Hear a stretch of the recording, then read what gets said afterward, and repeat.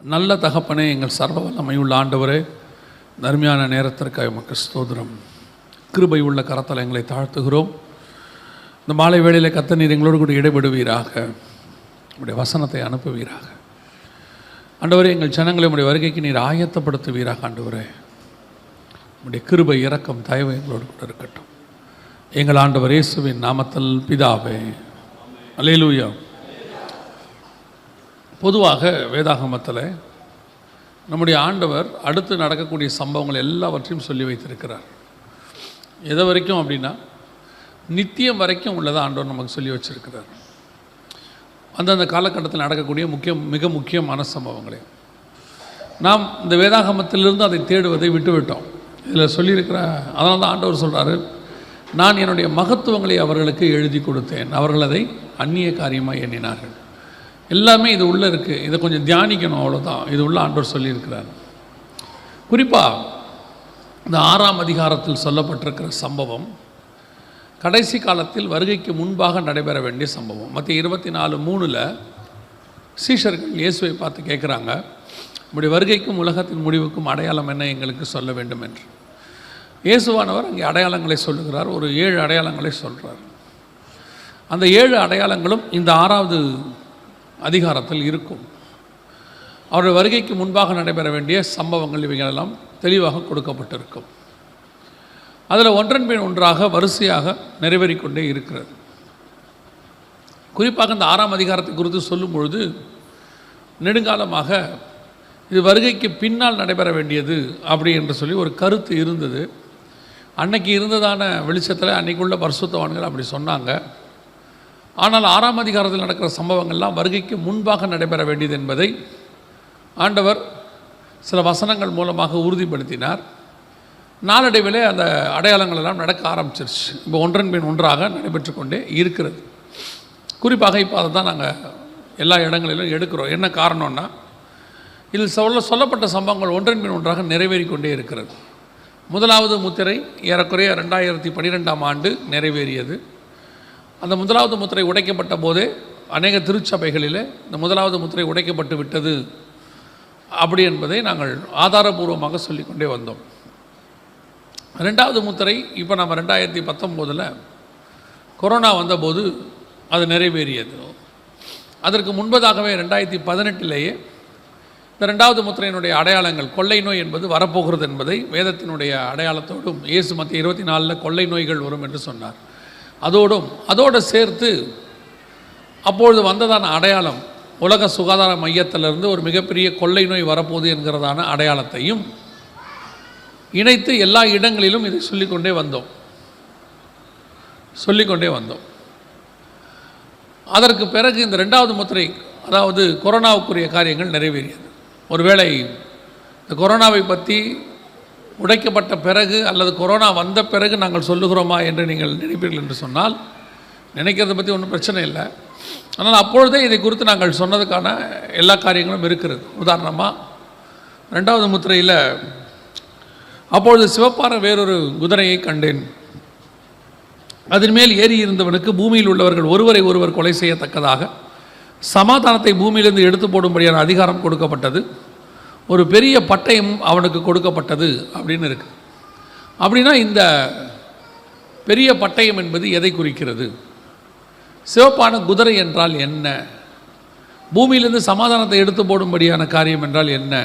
இதை நீங்கள் கொஞ்சம் புரிஞ்சுக்கிட்டீங்கன்னா, இப்போ நம்ம அடுத்து பார்க்க போகிற இந்த 3வது முத்திரைக்கான காரியங்கள் உங்களுக்கு எளிதாக புரியும்.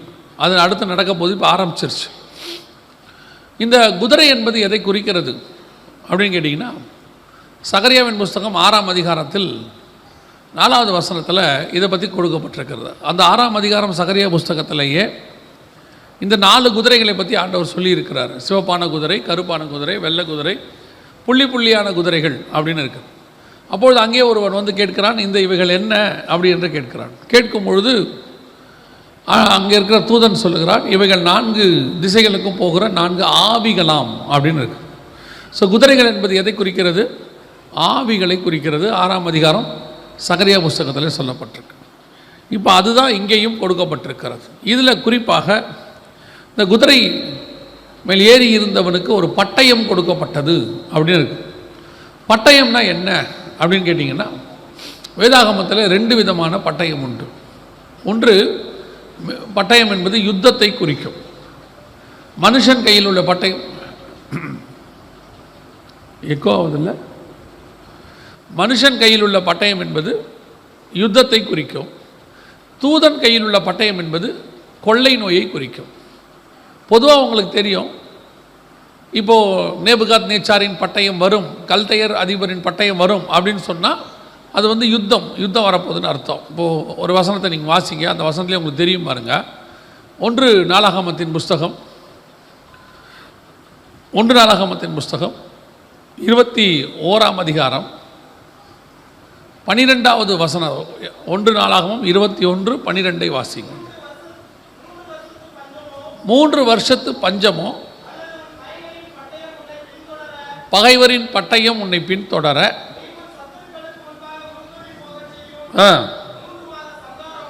இது பாருங்க, பகைவரின் பட்டயம்னா யுத்தம். அடுத்து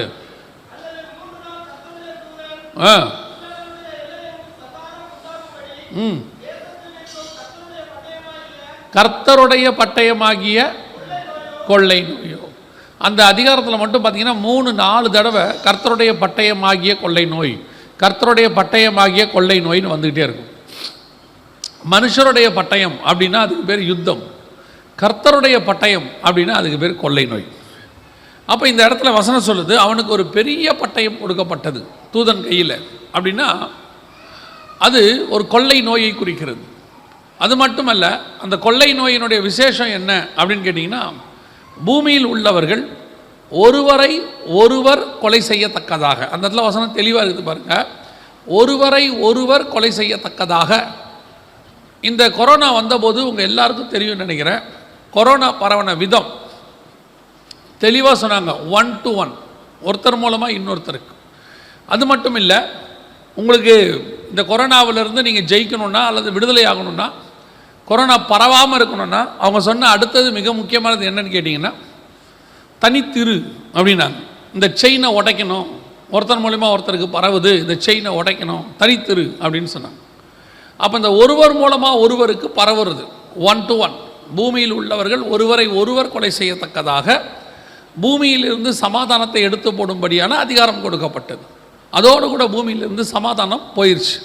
உங்களுக்கு தெரியும், இந்த கொரோனா வந்தபோது எல்லா நாட்டு கதவுகளும் அடைக்கப்பட்டது, எல்லா மாநில கதவுகளும் அடைக்கப்பட்டது, எல்லா வீடுகளின் கதவுகளும் அடைக்கப்பட்டது. யாரையும் வீட்டுக்குள்ளே விடாதீங்க, ஒருத்தர் இன்னொரு இடத்துக்கு வராதிங்க, எந்த நாட்டுக்காரங்களும் இன்னொரு நாட்டுக்கு வராதிங்க. இந்த மாதிரி உலகத்தில் நடந்ததே இல்லை. அதான் ஃபஸ்ட் டைம் பூமியிலிருந்து சமாதானம் போயிடுச்சு. யாரையும் நம்பலை, ஒருத்தரையும் அனுமதிக்கலை. 2வது முத்திரைக்கான காரியம் மிக துல்லியமாய் கொரோனாவிலே நிறைவேறியது. இது நடந்தது 2019 தான் கொரோனா வந்துச்சு. இந்தியாவில் 2020 தான் வந்துச்சு. ஆனால் 2018 இதை பற்றினதான வீடியோ எல்லா இடங்களிலும் சொல்லப்பட்டது. எப்படின்னு கேட்டிங்கன்னா, அப்பொழுது உலக சுகாதார மையம், WHO, வேர்ல்டு ஹெல்த் ஆர்கனைசேஷன் அப்படின்னு சொல்லுவாங்க, இந்த உலக சுகாதார மையத்தின் மூலமாக ஒரு கொள்ளை நோய் வரப்போகுதுன்னு சொல்லியிருந்தாங்க. இது வந்து 2018 வந்துச்சு. 2018 இதுக்கு பற்றினதான ஒரு ஆய்வறிக்கையை சொல்லி உலக சுகாதார மையம் உலகம் முழுக்க போய் இதை பற்றி சொல்லுங்கள், மருந்து கண்டுபிடிங்கன்னாங்க. இந்த வீடியோவை வச்சுக்கிட்டு தான் இயேசு சொன்ன கொள்ளை நோய்க்கான அடையாளம் வரப்போகுது அப்படின்னு சொல்லி எல்லா இடங்களிலும், எல்லா சபைகளிலும் இதை போன இடங்கள்லாம் சொல்லிக்கிட்டு இருந்தோம். ஆனால் சபை அதை அசட்டையாக எடுத்துக்கிட்டு, யாருமே அதை சீரியஸாக எடுத்துக்கலை. ஒரு சிலரெல்லாம் கிண்டல் கேலி பண்ணாங்க, பயமுறுத்துறாரு, இப்படி ஒரு ஊழியம் தேவையா, பயமுறுத்துகிற ஊழியம் அவசியமா அப்படின்லாம் சொன்னாங்க. ஆனால் 2020 இது வந்துச்சு, 2019 வந்தது, 2020 இது பெருமளவில் வந்துச்சு. அந்த பைபிளில் அந்த வசனம் சொன்ன மாதிரியே பூமியில் மிகப்பெரிய பேரழிவை ஏற்படுத்தும். இது வரைக்கும் நிறைய கொள்ளை நோய் வந்திருக்குது. ஆனால் கொரோனாவுக்கு மட்டும் என்ன விசேஷம்னா, எல்லா நாடுகளையும் ஏறக்குறைய 185-190 நாடுகளை அது பாதிப்புகளை நடத்தியிருக்கு. ஏதோ 2 நாடுகள் மட்டும்தான் கொரோனாவில் பாதிக்கல, நாடுகளில் தீவுகள் அது மட்டும்தான் பாதிக்கப்படலை, மற்றபடி எல்லா நாடுகளும் பாதிக்கப்பட்டுச்சு. இதுதான் கொரோனாவுடைய ஸ்பெஷாலிட்டி. அப்போது இந்த காரியத்தை சொல்லும் பொழுது சபை அதை சீரியஸாக எடுத்துக்கலை. 2வது முத்திரை வரப்போது, கொள்ளை நோய் வரப்போது, ஆண்டவர் சொன்ன அடையாளம், மற்ற 24 சொன்ன அடையாளம் கொள்ளை நோய் வரப்போது அப்படின்னு சொன்னபோது இதை யாருமே எடுத்துக்கல. ஒருவேளை சபை சீரியஸாக எடுத்திருக்குமானால் பல நேரங்களில் கர்த்தர் முன்னறிவிக்கிறார். நம்முடைய ஆண்டவருடைய ஸ்பெஷாலிட்டியை முன்னாடி சொல்வார். மற்ற 24, 25 சொல்கிறாரு, நான் இதை உங்களுக்கு முன்பே சொல்லவில்லையா அப்படின்னு கேட்குறார். அது மட்டுமல்ல, பல இடங்களில் சீஷர்கள்ட்ட சொல்லிக்கிட்டே வருவார், நான் உங்களுக்கு முன்பே சொன்னேன், நான் இதை ஏற்கனவே உங்களுக்கு அறிவிக்கவில்லையா, இப்படிலாம் சொல்வார். அது நோக்கம் என்னென்னா, அதை கேட்டு சபை ஆயத்தப்படணும். தீர்க்க தரிசனம் என்பது எதற்காக? இப்போ நான் சொல்கிறது தீர்க்க தரிசனம் கிடையாது. பொதுவாக தீர்க்க தரிசனம் எதற்காக அப்படின்னா, சொல்கிறவருடைய பேர் புகழுக்காக அல்ல, அவர் தீர்க்க தரிசி ஆகணுன்றதுக்காகலாம் இல்லை. அவர் சொன்ன காரியத்தை ஆண்டவர் முன்னாடியே ஏன் சொல்கிறார்னா, அதை கேட்டு ஜனங்கள் மனம் திரும்புவதற்காக. நினிவே ஜனங்களுக்கு சொல்லப்பட்டது, அவர்கள் மனம் திரும்பினார்கள், அந்த வாதை தள்ளி போயிற்று. அதே மாதிரி தான் நோவா நீதியை பிரசங்கித்தான், ஏனோக்கு நியாய தீர்ப்பை முன்னறிவித்தான். எதுக்காக சொன்னாங்க? இதெல்லாம் கேட்கும்போது ஜனங்க அதை கேட்டு மனம் திரும்புறது. ஒருவேளை மனம் திரும்பினால் கர்த்தர் மனஸ்தாபப்பட்டு அதை தள்ளி போடுவார். ஒருவேளை ஒரு சிலர் தான் மனம் திரும்புகிறாங்க, பெரிய ஜனங்க 8 பேர் மாத்திரம் அன்றைக்கி ஏற்றுக்கொண்டாங்க ஆண்டவர் சொன்னதை தீர்க்க தரிசனத்தினா, உலகம் அழிஞ்சா அந்த 8 பேராவது பாதுகாப்படக்கூடாது, அவங்களையாவது கர்த்தர் பாதுகாப்பார். எதுக்காக இதை சொல்கிறோம்? ஒன்று, நீங்கள் கேட்டு மற்றவங்களுக்கு சொல்லணும். ஒருவேளை ஜனங்கள் பாதுகாக்கப்பட வேண்டும், அவர்கள் பாதுகாக்கப்பட விட்டால் ஒருவேளை நீங்கள் மட்டுமாவது பாதுகாக்கப்படுவீர்கள். அதுக்கு தான் ஆண்டவர் முன்னறிவிக்கிறார். ஆனால் நம்ம கேட்டுட்டு அது ரொம்ப அசட்டையாக ஒரு செய்தியாக ஏதோ ஒரு மெசேஜ் கொடுத்தாங்க, கேட்க பயமாக இருந்துச்சு, அவ்வளோதான், 2 நாள் மறந்துடுது. ஒவ்வொரு இடத்துலையும் போய் இதை சொன்னோம், ஒவ்வொரு சபைகள்லையும் போய் சொன்னோம். ஆனால் ஜனங்கள் அதை அவ்வளோ கேஷுவலாக எடுத்துக்கிட்டாங்க. விளைவு உலகத்தோடு கூட சேர்ந்து சபையும் பாதிக்கப்பட்டது. ஒருவேளை நான் நம்புகிறேன், விசுவாசிக்கிறேன், ஒருவேளை சபை அதை சீரியஸாக எடுத்திருக்குமானால் இந்த கொரோனாவில் உலகத்துக்கான மிகப்பெரியதான மருந்தாக சபை விளங்கி இருக்கும். ஜனங்கள் சபையை நோக்கி ஓடி வருவாங்க. ஏன்னா இங்கே தான் சுகமாக்குற வல்லமை உண்டு, வேறு எங்கேயுமே கிடையாது. சுகமாக்குற வல்லமை இங்கே தான் உண்டு. அப்போ ஜனங்கள் அந்த கொரோனாவில் சுகமாக்குவதற்கு சபையை நோக்கி ஓடி வந்திருப்பார்கள். சபை ஆயத்தப்படாமல் விட்டுருச்சு. இப்போ 2வது முத்திரை மிக உச்ச காலம் 2021 நடைபெற்று கொண்டிருந்த போது, கொரோனா 2வது அலை போய்கொண்டிருந்த போது ஆண்டவர் ஒரு காரியத்தை சொன்னார், 3வது முத்திரையை குறித்து பேசு அப்படின்னு சொன்னார். அந்த 3வது முத்திரையை பற்றி எக்ஸ்பிளைன் பண்ண. 3வது முத்திரை என்பது எதை குறிக்கிறது? 6ஆம் அதிகாரம் வெளிப்படுத்தின விசேஷம். இதோ ஒரு கருப்பு குதிரையை கண்டேன், 5வது வசனம் 6வது வசனம். இதோ ஒரு கருப்பு குதிரையை கண்டேன், அதன் மேல் ஏறி இருந்தவன் ஒரு தராசை தன் கையிலே பிடித்திருந்தான். அப்பொழுது ஒரு பணத்துக்கு 1 படி கோதுமை என்றும் 1 பணத்துக்கு 3 படி வார்கோதுமை என்றும் எண்ணெயையும் திராட்சரசத்தையும் சேதப்படுத்தாதே என்றும் 4 ஜீவன்கள் மத்தியிலிருந்து உண்டான சத்தத்தை கேட்டேன். இதுதான் அடுத்து இப்போ நடைபெற்று கொண்டிருக்கிறதான முத்திரை. இப்போ நடைபெற்று கொண்டிருக்கிற முத்திரை என்னன்னா, நம்ம கண்ணுக்கு முன்னாடி ஆரம்பிக்குது. எதுன்னு கேட்டிங்கன்னா இதுதான் பஞ்சம். தராசை பிடித்திருந்தான், எல்லா பொருட்களும் பாதிக்கப்பட்டது, எண்ணெயும் திராட்சரசம் மட்டும் பாதிக்கப்படவில்லை. கோதுமை 1 படி 1 பணத்துக்கு 1 படி கோதுமை என்றும் 1 பணத்துக்கு 3 படி வார்கோதுமை என்றும் சொல்ல கேட்டேன். இதெல்லாம் எங்கே குறிக்குது? 2021 சம்பவம் நடந்துகிட்டு இருக்கும்போது எப்படி கொள்ளை நோய்க்கு உலக சுகாதார மையமானது ஒரு அஃபிஷியலாக அனௌன்ஸ் பண்ணக்கூடிய அதிகாரம் பெற்றதான ஒரு நிறுவனம், அதே மாதிரி பஞ்சத்திற்கு, அதாவது உலகத்தில் பஞ்சம் வருதுங்கிறத அனௌன்ஸ் பண்ணுறதுக்கு அதிகாரம் உள்ளதான ஒரு நிறுவனம் எது அப்படின்னு பார்த்தீங்கன்னு சொன்னால் ஐநா சபை, UNO. இவங்க தான் அதை சொல்ல முடியும். உலகத்தில் பஞ்சம் அஃபிஷியலாக ஆரம்பிச்சிருச்சு அப்படிங்கிறது. கரெக்டாக பார்த்தீங்கன்னா 2021 நவம்பரில் ஐநா சபை ஒரு அறிவிப்பு வெளியிட்டது. என்ன அறிவிப்பு வெளியிட்டாங்கன்னா, ஒரு பஞ்சம், உலகளாவிய பஞ்சம் ஆரம்பித்து விட்டது, அது மிகப்பெரிய பேரழிவை உலகம் முழுக்க ஏற்படுத்தும். இப்போ இந்த வீடியோவை நீங்கள் பார்த்தீங்கல்ல, இந்த வீடியோவில் என்னென்ன வார்த்தையெல்லாம் 2018 சொன்னாங்களோ அத்தனை வார்த்தையும் 2021, 22 ஐநா சபை சொல்லிச்சு. 4 வருஷத்தில் சேம் வார்த்தை. நீங்கள் எப்படி கொள்ளை நோய்க்கு அந்த வீடியோவில் எதெல்லாம் பார்த்தீங்களோ 4 வருஷம் கழித்து ஐநா சபையோடைய செயலாளர் பேசுகிறார். அதில் பேசுனது யாருன்னு கேட்டிங்கன்னு சொன்னால் உலக சுகாதார மையம். இது யாருன்னு கேட்டிங்கன்னா ஐநா சபை. 2 வெவ்வேறு நிறுவனம், 2 வெவ்வேறு காலகட்டம். ஆனால் 2 பேரும் சொன்ன விஷயத்தை நல்லா கவனிச்சு பாருங்கள். அதில் அவங்க என்ன சொல்கிறாங்க, மிகப்பெரிய கொள்ளை நோய் ஒன்று வரப்போகுது, அதனால் அதுக்கு தேவையான ரெமிடியை செய்யுங்க அப்படின்னு சொல்லி அவங்க சொல்கிறாங்க. இதில் என்ன சொல்கிறாங்க, மிகப்பெரிய பஞ்சம் ஒன்று வரப்போகுது, அதற்கு தேவையான ரெமிடிகளை செய்யுங்க அப்படின்னு சொல்லி ஒரு குரூப் சொல்லுது. நல்லா கவனித்து பார்த்தீங்கன்னா மிகப்பெரிய பஞ்சமானது பூமியில் தொடங்க போகிறது அப்படிங்கிறது மிக தெளிவாக தெரியுது. இப்போ இந்த பஞ்சத்தினுடைய ஆரம்பம் 2021 நவம்பர் மாதம் ஆரம்பித்ததாக ஐநா சபை சொல்லுது. எதை வச்சு சொல்கிறாங்க அப்படின்னு கேட்டிங்கன்னா, மடகஸ்கர் அப்படிங்கிற பகுதியில் ஜனங்களுக்கு சாப்பாடு கிடைக்காத நிலை, அதாவது பருவமழை பொய்த்ததுனால அவங்களுக்கு இந்த குளோபல் வார்மிங், அதாவது பருவநிலை மாற்றம், பூமி வெப்பமயமாகுதல் அப்படின்னு சொல்லுவாங்க. நோவா காலத்து மாதிரி ஆயிடுச்சு. நோவா காலத்தில் நிலைமை என்ன? வெள்ளம் வந்து வாரிக்கொள்ளும் அளவும் ஜனங்கள் எப்படி இருந்தாங்க? உணராது இருந்தார்கள். இப்போ அதான் நிலைமை. எவ்வளோ சொல்லுங்க, சபைக்கு உணர்வு கிடையாது. அப்படியே உட்காந்து கேட்டுக்கிட்டு இருக்கிறது. அது என்ன சொல்லுங்க, திரும்பி போகும்போது அவ்வளோதான், ஒரு இன்ஃபர்மேஷனாக செய்தியாக கேட்டுட்டு அப்படியே போகிறது. ஒரு சில கூட்டத்துக்கெல்லாம், ஒரு சில ஜென்மத்துக்கெல்லாம் மண்டையில் ஏறவே ஏறாது. அது உட்காந்து சும்மா இன்ஃபர்மேஷன் கேட்குற மாதிரி உட்காந்து கேட்டுக்கிட்டு இருக்கோம். அப்படியே வேடிக்கை பார்த்துக்கிட்டு கேட்டுக்கிட்டு, எதுக்கு இவ்வளோ கஷ்டப்பட்டு ஒரு கூட்டம் நடத்துகிறாங்க சொல்லுங்கள் பார்ப்போம். இவ்வளோ செலவு பண்ணுறாங்க, ஒரு 2 பேரை வர வைக்கிறாங்க, தங்க வைக்கிறாங்க. அது எவ்வளோ கஷ்டம்னு அவங்களுக்கு தான் தெரியும். வந்து போகிறது எவ்வளோ கஷ்டம்னு தெரியும். அது எதுக்கு இவ்வளோ ஒரு மீட்டிங் உங்களுக்கு நடத்தணும்? இவ்வளோ செலவு ஏன் அவங்க பண்ணணும்? ஏன் அப்படி ஆண்டவர் செய்கிறாரு? வசனம் சொல்லுது, விருப்பத்தையும் செய்கையும் உண்டாக்குகிற ஆண்டவர். சபையை எப்படியாவது பாதுகாக்க வேண்டும் என்று கர்த்தர் விரும்புகிறார். ஆனால் சபை எப்படி இருக்கு? சொல்கிற காரியங்கள் எதையுமே காதில் வாங்கிக்கிறதில்ல. எல்லாத்தையுமே ஆசீர்வாத செய்தினா காதில் அப்படியே நல்லா இருக்கு. ஆனால் ஒன்று, ஆசீர்வாதம் என்பது நீங்கள் பூமிக்குரியதை மட்டும் நினைத்து கொண்டிருப்பீர்களானால் ஒரு நாள் நிச்சயம் நீங்கள் ஏமாறுவீர்கள். இந்த பூமிக்குரிய ஆசீர்வாதம் எல்லாம் ஒரு நாள் ஒழிந்து போகும், அழிந்து போகும். நிலையான ஆசீர்வாதம் பரலோகத்தில் இருக்கிறது.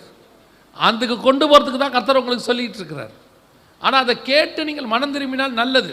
நோவா காலத்தில் ஜனங்களுக்கு உணர்வே இல்லையாமா. என்ன சொன்னாலும், என்ன அடையாளம் பார்த்தாலும் அவங்களுக்கு உணர்வு இல்லையாமா. நோவா காலத்தில் எல்லா மிருகமும் ஜோடு ஜோட நோவா இருக்கிற இடத்துக்கு வருது. யோசிச்சு பாருங்கள், எவ்வளோ பெரிய அடையாளம். அன்றைக்கி இந்தியா எங்கே இருக்குது, நோவா எங்கே இருக்கிறாரு, ஆப்பிரிக்கா எங்கே இருக்குது, எல்லா இடத்துல இருந்தும் எல்லா மிருகங்களும் வருது, 4 பக்கத்துலேருந்து, அதுவும் ஜோடு ஜோடாக வருது. ஜனங்களுக்கு உணர்வு வந்துச்சா? ஜனங்க அதை சீரியஸாக எடுத்துக்கிட்டாங்களா? 8 பேர் தானம்மா. இதில் பெரிய ஆச்சரியம் என்ன தெரியுமா? மிருகத்துக்கு தெரியுது அழிவு வரப்போகுதுன்னு, எல்லாம் எங்கே வந்துருச்சு? பேழைக்குள்ளே வந்துருச்சு. நோவா ஃபேமிலியை தவிர வேற ஒரு ஃபேமிலி உள்ளே வரல பாருங்க. அதான் ஆச்சரியமாக இருக்குது. அந்தமானில் 2004 ஒரு மிகப்பெரியதான சுனாமி வந்துச்சு. உங்கள் எல்லாருக்கும் தெரியும். அந்த சுனாமியில் காட்டுக்குள்ளே இருந்த ஒரு மிருகம் கூட சாகலை. ஒரே ஒரு மிருகம் கூட சாகலை. தெரியுமா உங்களுக்கு? அந்த சுனாமி வர்றதுக்கு 3 மணி நேரத்துக்கு முன்னாடியே எல்லா மிருகமும் இடம்பெயர்ந்துருச்சு. அங்கேருந்து கடற்கரை ஓரத்தில் அந்த மிருகம்லாம் இடம்பெயர்ந்துருச்சு. இத்தனைக்கு அது தீவு. அந்தமான் என்பது ஒரு தீவு. அது மட்டும் இல்லை, அந்தமான் ஜூவில் இருந்த மிருகங்கள் எல்லாம் பயங்கரமாக கத்துச்சான். அந்த குண்டுக்குள்ளே இருக்கிறதெல்லாம். ஒரு மிருகத்துக்கு இருக்கக்கூடிய உணர்வு, மிருகத்துக்கு இருக்கக்கூடிய ஒரு எச்சரிக்கை யாருக்கு இல்லை? மனுஷனுக்கு இல்லை. மனுஷனுக்கு இல்லைன்னா கூட பரவாயில்லை, தேவ மனுஷனுக்கு இல்லை, சபைக்கு இல்லை. ஆண்டவர் நம்ம அழியக்கூடாதுன்னு நினைக்கிறாரு. அதனால தான் ஆண்டவர் சொல்றார், என் ஜனங்கள் அறிவின்மையால் சங்காரம் ஆகிறார்கள். ஐயோ, இவங்க சாகக்கூடாது சாகக்கூடாதுன்னு அவர் நினைக்கிறாரு. ஆனால் தேடி பிடிச்சி சாகிற கூட்டம் ஒன்று உட்காந்துருக்கு. எவ்வளோ சொன்னாலும் மண்டையில் ஏற மாட்டேங்குது. மனம் திரும்புதல் கிடையாது, அப்படியே உட்காந்துருக்கும். அதை பார்த்து கர்த்தர் தான் வருத்தப்படுறார். சொல்ல வேண்டியது நம்ம வேலை. இன்றைக்கி கொரோனாவில் மாத்திரம் செவி சாய்ச்சிருப்போமானால் கொள்ளை பொருளாய் ஆத்துமாக்களை அள்ளி இருக்க முடியும் நாம். ஏன்னா மருந்தே இல்லாமல் ஜனங்க தவிச்ச காலம். 2 வருஷம் மருந்து இல்லை. யோசிச்சு பாருங்க, இயேசு கிறிஸ்துவின் காயங்களால் நாம் குணமானோம்னு இருக்கு வசனத்தில். சபை மட்டும் குணமாக்குற ஒரு ஹீலிங் சென்டராக இருந்திருக்குமானால் ஜனங்கள் எப்படி ஆகியிருப்பாங்க? நம்ம நல்ல சான்ஸை விட்டுட்டோம் பாருங்க. ஏன்னா சொன்னதை நம்ம சீரியஸாக எடுத்துக்கல, நாம் சொன்னதை எடுக்கல. அவங்க சொன்னாங்க உலக சுகாதார மையம், அதையாவது எடுத்துருக்கணும். உலகத்தான் ரெடி ஆகிட்டான் மருந்து தயாரிக்கிறதுக்கு. பில்கேட்ஸ் கம்பெனிக்காரெலாம் ரெடி ஆகிட்டான். ஆனால் சபை ரெடி ஆகலை. இப்போவும் அதே தான். இந்த பஞ்சத்தை குறித்து 2021 ஏப்ரல்லேருந்து சொல்லிட்டு ஒரு சீரியஸ் இல்லை. எப்போ தெரியுமா ஜனங்களுக்கு சீரியஸ்னஸ் வந்துச்சு? இலங்கையில் இந்த பஞ்சம் வந்துச்சு. இந்த பஞ்சம் இலங்கையில் வந்துச்சு. அப்போ தான் நம்ம ஆட்களுக்கு கொஞ்சம் தெரிய ஆரம்பிச்சிச்சு, என்ன இலங்கையில் என்ன நடக்குது, ஏன் இலங்கை திவால் ஆயிடுச்சு. அதாவது பேங்க்கில் பணம் இல்லாமல் மொத்தம் இலங்கை திவாலாக மூடியாச்சு. இலங்கையில் மூடின கொஞ்ச நாள்லேயே கென்யா பகுதி முழுக்க 205 யானைகள் செத்து போச்சு ஒரே நாள் ஒரே நேரத்தில். இது மட்டும் இல்லை, நிறைய ஒட்டகச்சிவிங்க நிறைய உயிரினங்கள் எல்லாம் கொத்து கொத்தா மடிய தொடங்கிருச்சு.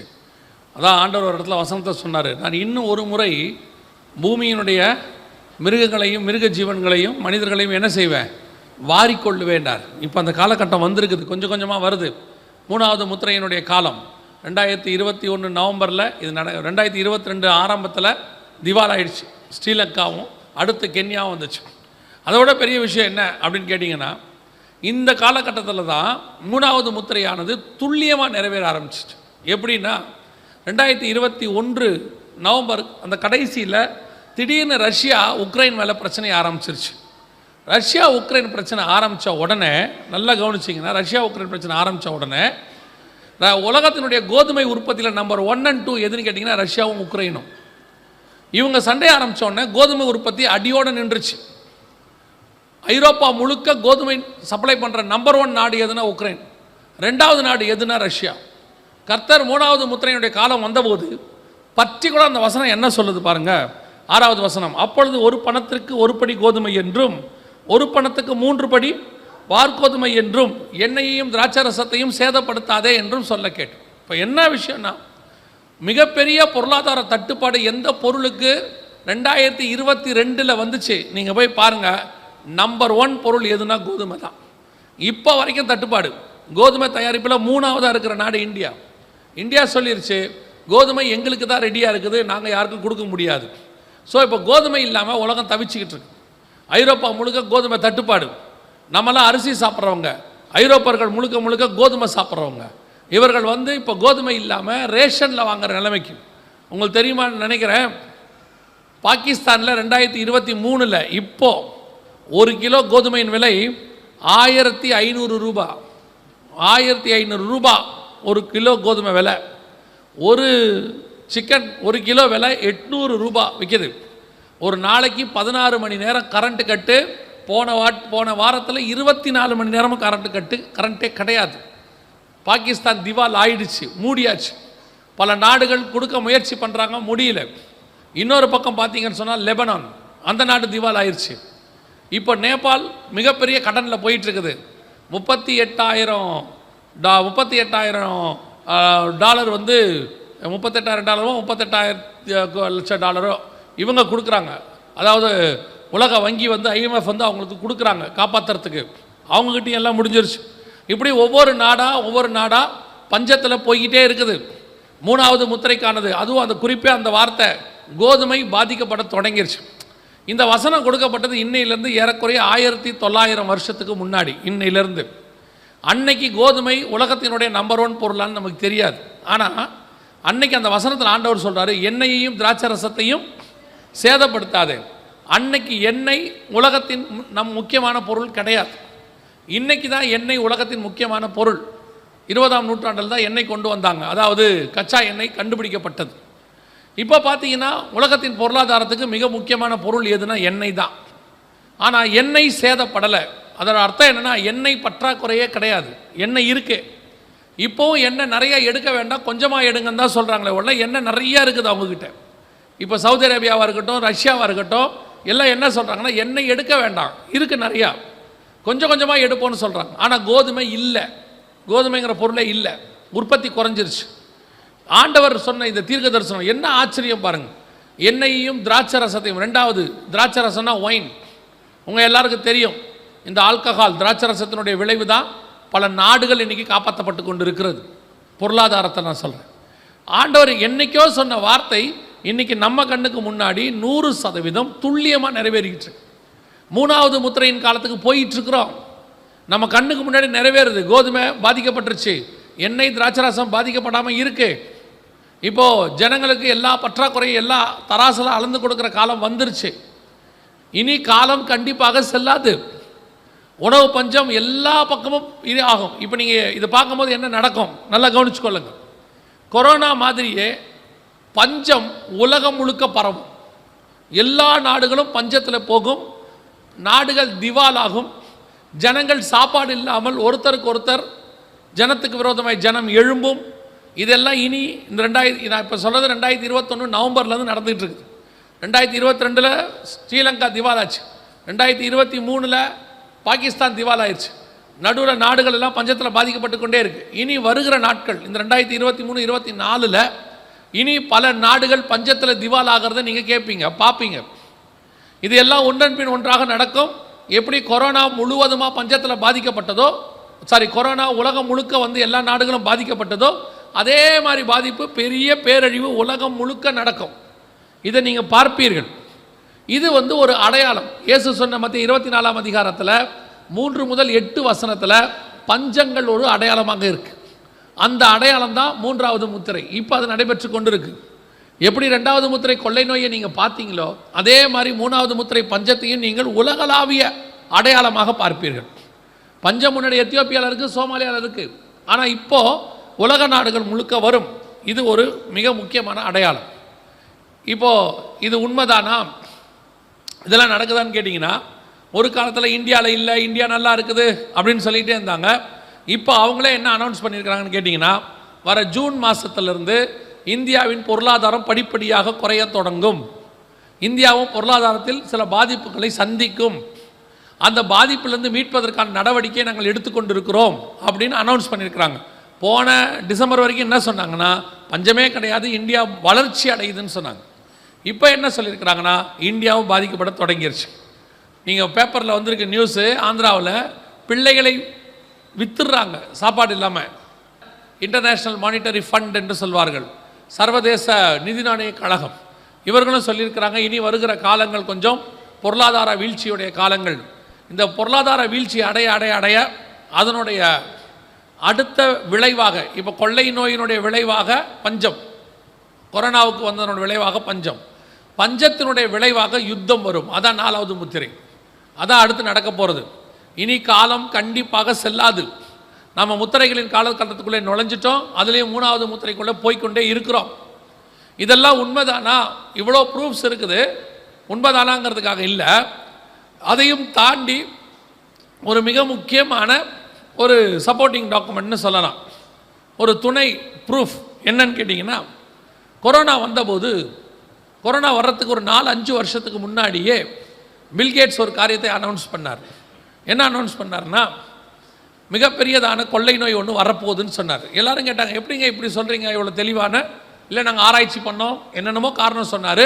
2014-15 அவர் சொல்லிட்டார். கரெக்டாக 2019 கொரோனா வந்துச்சு, 2018 உலக சுகாதார மையம் சொல்லிச்சு, 2000 வருஷத்துக்கு முன்னாடி நம்ம ஆண்டவர் சொல்லிட்டார். எல்லாமே தெளிவாக கொள்ளை நோய் வரப்போகிறத அனௌன்ஸ் பண்ணியிருக்கு.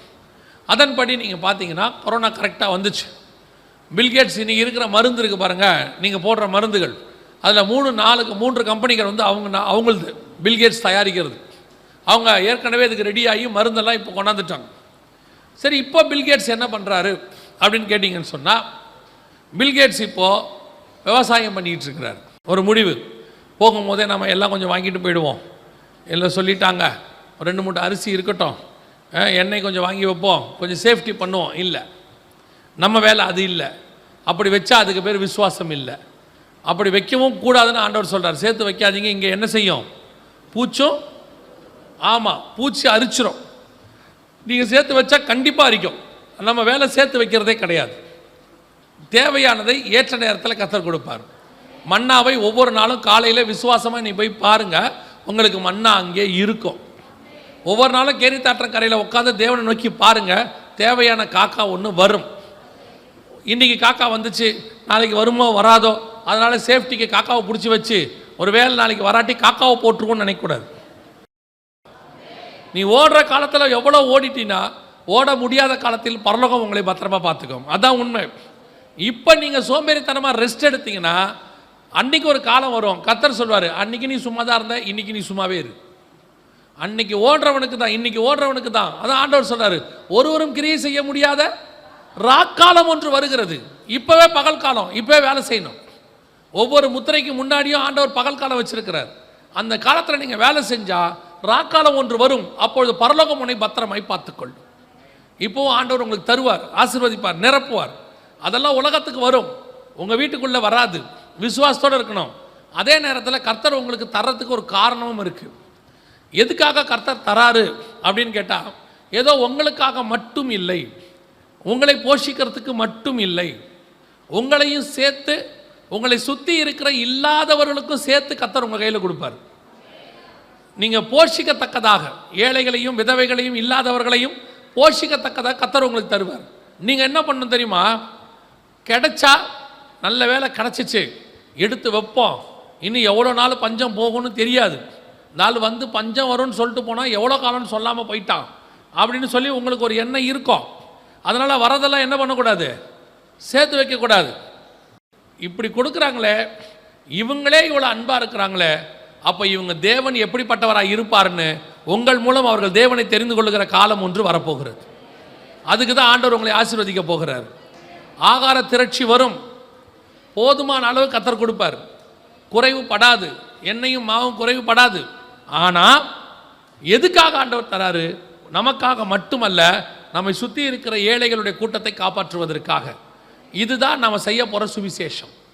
அடுத்து நாம் பண்ண போகிற சுவிசேஷம் என்னென்னா, நீங்கள் சொல்லவே வேணாம், நீங்கள் செய்கிறதை பார்த்து நம்முடைய தேவனுடைய அன்பை அவர்கள் புரிந்து கொள்ள போகிறார்கள். அதனால் வரபோது ஆண்டவர் ஆசீர்வதிக்கும் போது எடுத்து வச்சு பத்திரமா வச்சு அடுத்த வருஷம் அப்புறம் பிள்ளைகளுக்கு பிள்ளைகளின் பிள்ளைகளுக்கெல்லாம் வைக்காதீங்க. ஏன்னா நீங்கள் எவ்வளோ காலம் நம்ம இருக்க போகிறோம்னு தெரியாது. எனக்கு தெரிஞ்சு அந்தி கிறிஸ்துவுக்கு ரொம்ப சொத்து கொடுத்துட்டு போகிறது யாருன்னா ஆவிக்குரியவன் தான். அவன் போகும்போது அவன் சொத்தெல்லாம் யாருக்கு தான் போகுது? அந்தி கிறிஸ்துக்கள் தான் போகுது. அதுலேயும் ஊழியக்காரன் தான் நிறையா போகும் போல். ரொம்ப கேர்ஃபுல்லாக இருந்து கொள்ளுங்க. இப்போவே அதெல்லாம் நீங்கள் ஏழைகளுக்கு கொடுத்து ஊழியம் பண்ணிட்டீங்கன்னா நீங்கள் போகிற இடத்துல உங்களுக்கு பலன் மிகுதியாக இருக்கும். அல்லேலூயா. ஒரு பக்கம் கர்த்தர் சொன்னபடி உணவு பஞ்சம் துல்லியமாய் நிறைவேற தொடங்கிருச்சு. அதுக்கு மத்தியில் ஊழியம் பண்ணுவதற்கான காரியத்தையும் கர்த்தர் சொல்லிட்டார். இன்னொரு பக்கம் இன்னொரு காரியத்தையும் ஆண்டவர் சொல்லியிருக்கார், அடையாளமாக இன்னொரு பஞ்சம். வெளிப்படுத்தின விசேஷம் 16ஆம் அதிகாரம் 12வது வசனத்தில் ஆண்டவர் சொல்கிறாரு, முதலாம் தூதன் தன் கலசத்தில் உள்ளதை ஐப்ராத் என்னும் பெரிய நதியின் மேல் ஊற்றினான். அப்பொழுது சூரியன் உதிக்கும் திசையிலிருந்து வரும் ராஜாக்களுக்கு வழியை ஆயத்தம் பண்ணும்படி அந்த நதியின் தண்ணீர் வற்றி போயிற்று அப்படின்னு இருக்கு. ஐப்ராத் நதியின் தண்ணி வற்றி போகும். இது அடுத்த அடையாளம் ஆண்டவர் கொடுத்துருக்கிறது தண்ணியில். அந்த இடத்துல தான் இது நடக்குது. அப்படின்னா அது பகிரங்க வருகையின் போது நடக்கணும். அப்போ இந்த நதியின் தண்ணீர் இப்போ வற்றி போக தொடங்கிருச்சுன்னா பகிரங்க வருகை ரொம்ப சீக்கிரம் வரப்போகுதுன்னு அர்த்தம். பகிரங்க வருகை வரணும்னா அதுக்கு முன்னாடி 7 வருஷத்துக்கு முன்னாடி என்ன வரணும்? சபை எடுத்துக்கொள்ளப்படுது, ரகசிய வருகை வரணும். அப்படின்னா உங்களுக்கும் எனக்கும் எவ்வளோ நேரம் இருக்குதுன்னு பார்த்துக்குங்க. இது நதியின் தண்ணீர் வற்றி போக ஆரம்பிக்கிறது வருகைக்கான மிக முக்கியமான அடையாளங்களில் ஒன்று. ஒரு பக்கம் ஆகாரக்குறைவு, இன்னொரு பக்கம் ஐப்ராத் நதி தண்ணி வற்றி போகுதல். இது மட்டும் இல்லாமல் இன்னொரு பஞ்சமும் இருக்குது. ஆமோஸ் புஸ்தகம் 8ஆம் அதிகாரம் 11ஆம் வசனத்தில் ஆண்டவர் சொல்கிறாரு, ஆகாரக்குறைவினால் உண்டாகிய பஞ்சமும் அல்ல, ஜலக்குறைவினால் உண்டாகிய தாகமும் அல்ல, கர்த்தருடைய வசனம் கேட்க கிடையாத பஞ்சத்தை அனுப்புவேன் என்று கர்த்தர் சொல்கிறார். இந்த 2 பஞ்சமும் வெளியே. எது? ஆகாரக்குறைவு, தண்ணி பஞ்சம் 2 வெளியே. வசன பஞ்சம் எங்கே? உள்ள. அது 2 வெளியே அடையாளம், இது உள்ள அடையாளம். பாருங்க, இயேசு கிறிஸ்துவுக்கான அடையாளம் என்ன அப்படின்னு கேட்டிங்கன்னா 2 அடையாளம் வெளியே. ஒன்று, வானத்தில் நட்சத்திரம் தோன்றும். வானசாஸ்திரிகள் வந்து சொன்னாங்க, வானத்தில் நட்சத்திரத்தை கண்டோம், கிழக்கிலே ஒரு நட்சத்திரத்தை கண்டோம். இன்னொரு அடையாளம், மெய்ப்பர்கள் மந்தையை பார்த்துக்கிட்டு இருக்கிறான், தேவ தூதன் வந்தான். 2 அடையாளம் வெளியே. இன்னொரு அடையாளம் உள்ள. அது என்ன தெரியுமா? இயேசுவை எடுத்துக்கொண்டு உள்ளே போகிறாங்க. அங்கே சிமியோன் நிற்கிறார். தேவாலயத்துக்குள்ளே யார் இருக்கிறா? ஆலயத்துக்குள்ளே யார் இருக்கா? சிமியோன். அங்கே பரிசுத்த ஆவியானவர் அவனை நடத்தி இருந்தார். ஆவியானவர் மூலமாக அடையாளம். 1 உள்ள, 2 வெளியே. இப்போவும் அதே மாதிரி தான். 1 தண்ணீர் பஞ்சம் வெளியே, ஆகாரக்குறைவு வெளியே. ஆனால் சபைக்குள்ள ஒரு பஞ்சம் இருக்குது, அது வசன பஞ்சம். இந்த வசன பஞ்சத்தினுடைய காலம் கொஞ்சம் 4-5 வருஷமாகவே போயிட்டுருக்குது. கொரோனாவுக்கு முன்னாடியே நாங்கள் இதை பற்றி அதிகமாக சபைகளில் சொல்லிக்கிட்டே இருந்தோம். எந்த பக்கம் திரும்பினாலும் வசனத்துக்கு பஞ்சம். வசன பஞ்சம்னா என்ன? யோசித்து பாருங்க. எதிரில் இவ்வளோ தண்ணி இருக்குது, இவ்வளோ தண்ணி இருக்குது இல்லையா? இவ்வளோ தண்ணி இருக்குது. ஆனால் குடிக்கிற தண்ணி கிடைக்குமா? இவ்வளோ தண்ணி இருக்கும்போது குடிக்கிற தண்ணி கிடைக்குமா? வரும்போது பார்த்தேன், அந்த தண்ணியில் ஒருத்தர் ஒரு வேலை பண்ணிக்கிட்டு இருந்தார். நான் வரும்போது அப்படியே கார் வரும்போது பார்த்தேன், லைட் அடித்த உடனே ஏஞ்சி நின்னார். அப்படின்னா அவர் என்ன வேலை பண்ணியிருக்கிறாரு? இந்த தண்ணியை குடிக்க முடியுமா? குடிக்க முடியாது. தண்ணி பஞ்சம் வந்துச்சுன்னா இந்த தண்ணி இருக்கட்டுமே, ஆனால் தண்ணி பஞ்சம் வந்தால் தண்ணியை குடிக்க முடியுமா? குடிக்க முடியாது.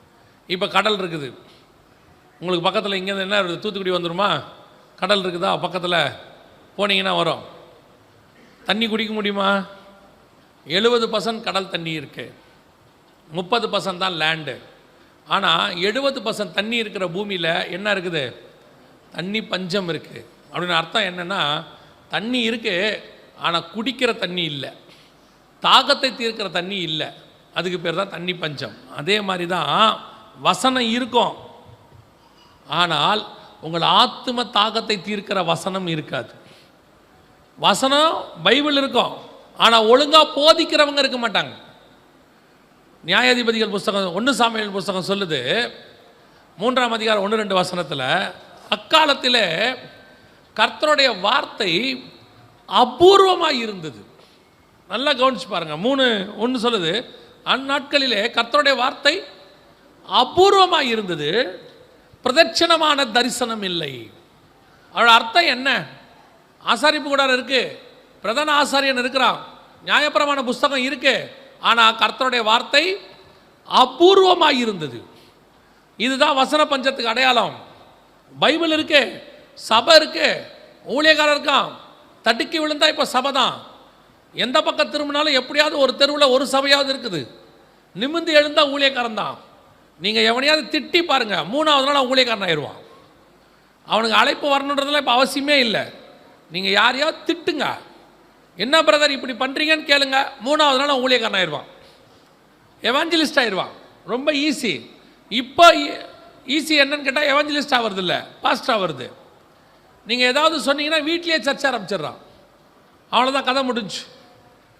இன்றைக்கி ரொம்ப ஈஸி, சபை வைக்கிறது ஈஸி, ஊழியம் பண்ணுறது ஈஸி. ஆனால் அவங்க போனீங்கன்னா அவனும் போதிப்பான், அங்கே போனால் அவனும் பாட்டு பாடுவான். ஆனால் உங்களை ஆத்தும தாகத்தை தீர்க்கிற வசனம் இருக்குதான்றதான் முக்கியம். அதுதான் அந்த வசன பஞ்சம் தான் இப்போ போயிட்டு இருக்குது 4-5 வருஷமாக. சபையில் வசனத்துக்கு பதிலாக எல்லாம் வந்துருச்சு. ஆட்டம், பாட்டம், கொண்டாட்டம், ஃபாதர்ஸ் டே, mother's day, birthday, women's day, அப்புறம் எல்லா டே, மொத்தம் கேக்கு வெட்டுறதுலேருந்து ஆடுறதுலேருந்து குதிக்கிறதுலேருந்து எல்லாம் இருக்குது. பைபிள் ஸ்டடி மட்டும் இருக்காது. சபைகள் என்ன இருக்காது? பைபிள் ஸ்டடி இருக்காது. ஞாயிற்றுக்கிழமை ஒரு நாள் ஆராதனை மட்டும் இருக்கும், பைபிள் ஸ்டடி இருக்காது. ஏன்பா பைபிள் ஸ்டடி இல்லை? யாரும் வரமாட்டாங்க. உபவாச ஜபம் யாரும் வரமாட்டாங்க. நீங்கள் சொல்லி பாருங்க. அதே நேரத்தில் இப்படி ஒன்று வச்சு பாருங்க, வாலிபர்களுக்கான துதி ஆராதனை, ஆட்டம், பாட்டம், கொண்டாட்டம், கலந்து கொள்வீர், நிரம்பி வழிஞ்சிரும் இல்லையா? இப்படி சொல்லி பாருங்க. அந்த கூட்டத்தில் தங்கம் கொட்டுகிறது, அள்ளிக்கொள்ள வாரீர், பையோட வருவான் இல்லையா? இப்படி போட்டு பாருங்க. கூட்டத்தின் முடிவில் சிக்கன் பிரியாணி போடப்படும், ஃபேமிலியாக வருவான். திங்கிறதுக்கு ஒரு கூட்டம், ஆசீர்வாதத்துக்கு ஒரு கூட்டம், என்டர்டைன்மெண்ட்டுக்கு ஒரு கூட்டம், எல்லாம் வந்து சபையில் உட்காந்து கிடக்கு. வசனத்துக்கு வர கூட்டம் எங்க? பைபிள் ஸ்டடிக்கு வர கூட்டம் எங்க? வராது. கொரோனாவுக்கு முன்னாடி சுத்த மோசம். எங்க பாருங்க ஆட்டம். சர்ச்சில் அனௌன்ஸ்மெண்ட் போடுறான், முதலில் வருகிற 100 பேருக்கு 10 ரூபாய்க்கு ரீசார்ஜ் பண்ணப்படும். என்ன கொடுமை பாருங்க. வருகிற வாலிபர்களுக்கு டிஷர்ட் வழங்கப்படும். இன்னும் அடுத்து போக போக முன்னாடி வருகிற சகோதரிகளுக்கு புடவை வழங்கப்படும். இலவச பொங்கல், கரும்பு எல்லாம் கொடுப்பாங்க. போக போக தீபாவளிக்கு பட்டாசு கொடுப்பான். நடக்கும். ஆச்சரியப்படுறதுக்கு ஒன்றும் இல்லை. சபையை கல்லர் கூட்டமாக மாற்றி வச்சிருக்கான். கேட்டால் சொல்கிறான், இப்படிலாம் சொன்னா தான் ஜனங்க வருவாங்க, இப்படிலாம் சொன்னால் ஜனங்க வரவே ஏதாவது கொடுத்தா தான் வருவாங்க கடைசி வரைக்கும். ஆனால் ஒன்று உன் சபையில் இருந்துச்சுன்னு வச்சுக்க, எவனும் சொல்லவே வேண்டாம், ஜனங்க எங்கிருந்தும் வருவாங்க. ஒன்னே ஒன்று, பரிசுத்த ஆவியானவர் சபைக்குள்ளிருந்து பேசி கொண்டிருந்தால் போதும், ஆவியானவர் சொல்லுகிறதை காது உள்ளவன் கேட்கறதுக்கு எங்க இருந்தாலும் வருவான். அதான் உண்மை. இயேசுநாதர் எங்க இருந்தோ பேசுறாரு. கலிலேயாவில் 4ஆம் அதிகாரம் மத்தியில் இருக்குது, கலிலேயாவிலிருந்து பேசுறாரு. ஆனால் வசனம் சொல்லுது, சீரியாவில் இருந்தும், தெக்கப்போலில் இருந்தும், யோர்தானுக்கு அப்புறத்திலும் இருந்து திரளான ஜனங்கள் அவரை காணும்படி வந்தார். எந்த யூடியூப்ல போட்டார், எந்த வாட்ஸ்அப்பில் போட்டார், எதில் போட்டார் பாருங்க. இப்போ இவ்வளோ பேர் வந்திருக்கிறீங்க, இவ்வளோ பேர் எப்படி பார்த்து வந்தீங்க? கண்டிப்பாக உங்களுக்கு ஏதாவது ஒரு போஸ்டரை பார்த்தானே வந்திருப்பீங்க, ஏதாவது ஒரு பேம்ப்ளெட்டை பார்த்தானே வந்திருப்பீங்க. எத்தனை பேர் இந்த பேம்ப்ளெட்டை பார்த்து வந்தீங்க? சும்மா கை தூக்குங்க பார்ப்போம். இந்த பேம்ப்ளெட்டை பார்த்து வந்தவங்க, மொபைலில் பேம்ப்ளெட்டை பார்த்து வந்தவங்க எல்லாம் கை தூக்குங்க. மச்சா எல்லாருமே இந்த சர்ச்சுக்காரங்களா? இந்த சர்ச்சு இல்லாதவங்களாம் கை தூக்குங்க. இந்த சர்ச்சை இல்லை, நான் வெளியேருந்து வந்திருக்கிறேன். நீங்களாம் எப்படி வந்தீங்க? இங்கே வால் போஸ்டரை பார்த்து தானே வந்தீங்க. எத்தனை பேர் வால் போஸ்டரை பார்த்து வந்தீங்க? நல்லா கை தூக்குங்க. பேம்ப்ளெட் பார்த்து வந்தவங்க, இந்த நோட்டீஸு, நீங்களாம் எவ்வளோ நல்லவங்க பாருங்க. அந்த பேம்ப்ளெட்டில் எவ்வளோ பெரிய மிஸ்டேக் இருக்குது தெரியுமா? பார்த்தீங்களா இல்லையா? பார்த்தீங்களா இல்லையா? கூட்டம் பிப்ரவரி மாதமே இல்லை, ஜனவரி மாதம். தெரியாதா உங்களுக்கு? பேம்ப்ளெட்டை பார்க்கலையா? பேம்ப்ளெட்டில் வந்திருக்கு ஜனவரி மாதம்னு வந்திருக்கு. ஜனவரி மாதம். ஆனால் நீங்கள் பேம்ப்ளெட்டில் ஜனவரின்னு பார்க்கல. நீங்கள் என்ன பார்த்துருக்கீங்கன்னா டேட்டு மட்டும் பார்த்துட்டு என்ன செஞ்சிட்டீங்க? வந்துட்டோம். இப்படித்தான் ஒரு கூட்டம் வருது. இந்த கூட்டம் இல்லை. இயேசுநாதருக்கு பேம்ப்ளெட்டும் இல்லை, வால் போஸ்டும் இல்லை, ஃபேஸ்புக்கும் இல்லை, வாட்ஸ்அப்பும் இல்லை, யூடியூப்பும் இல்லை.